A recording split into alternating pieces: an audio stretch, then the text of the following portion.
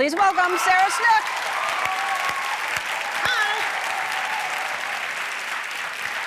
Sarah. Hi. Hi, Sarah. We met briefly at the Golden Globes a few years back, and, you know, I had no idea that you were Australian. Well, yeah, it turns out I am. I may sound American, but I'm definitely Australian. You and Tom, who play your husband on the show, you're both doing American accents. Do you judge each other, like who's doing a better American accent, or do you catch each other? Because you both sound completely authentic American. Yeah, I mean, I try and stay in it a little bit when I'm not doing the scene, as much as I can, at least. But then when we're off, obviously, you know, he's British and I'm Australian, and so I slip into his accent by accident, not even my own. So it's I'm doing American and British, but not even Australian on set. That's amazing. You know, because Portia, obviously, you know this. Portia's from Australia, but she doesn't have any accent at all anymore. She's completely lost it, but you still have yours, and yet you can do an American accent, and it just goes right back to Australian, like snaps right back into it.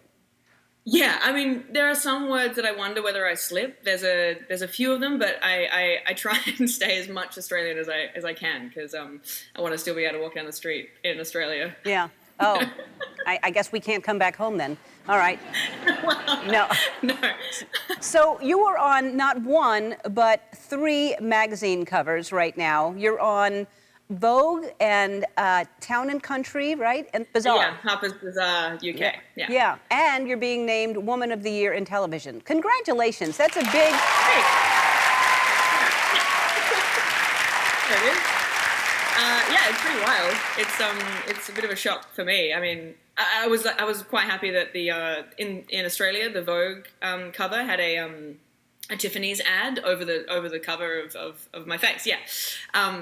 So walking through the supermarket, I didn't have to be faced with myself looking back at me. So. I think that would have been fine. I think people recognize you anyway. But let's talk about Succession. If anyone has not seen the show, if you're not watching it, I love the show so much. It's the characters are great, the sets are beautiful. We had Kieran on yesterday, who is, you know, also fantastic. Tell everybody about Succession. I mean, you know, what is there to say? It's a family drama, I guess, and the fun comes out of the machinations behind what's happening in the business side and what's going on in the family.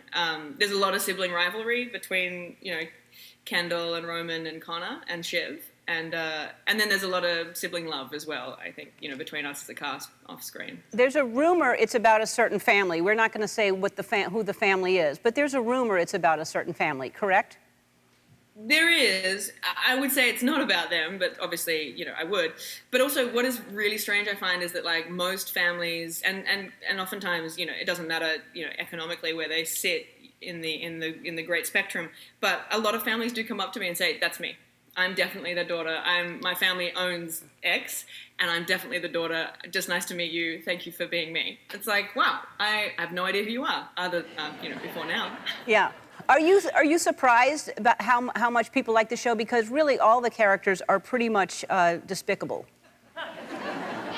Yes. I mean, even reading the first pilot, the first episode, when I read it, I was like, are people going to want to watch this? I don't know.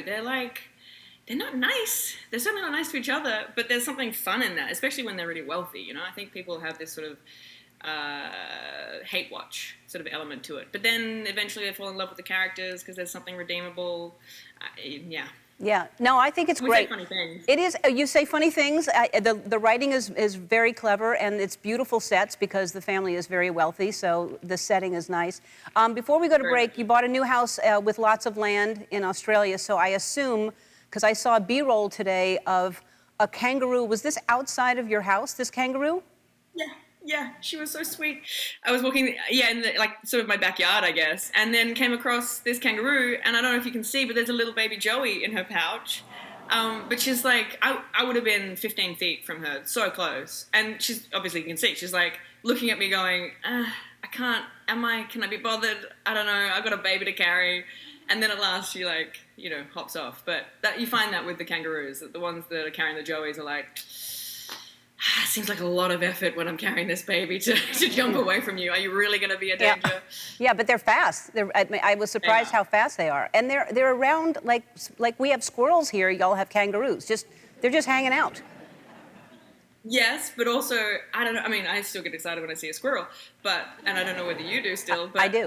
When I see a kangaroo, we don't have them in the parks here, like, we don't have them hopping around our CBD or, our general city areas, but I still get pretty excited when I see a kangaroo. Yeah, I get excited when I see a squirrel, I do. Right. All right, we're gonna take a break, we're gonna play a game after this.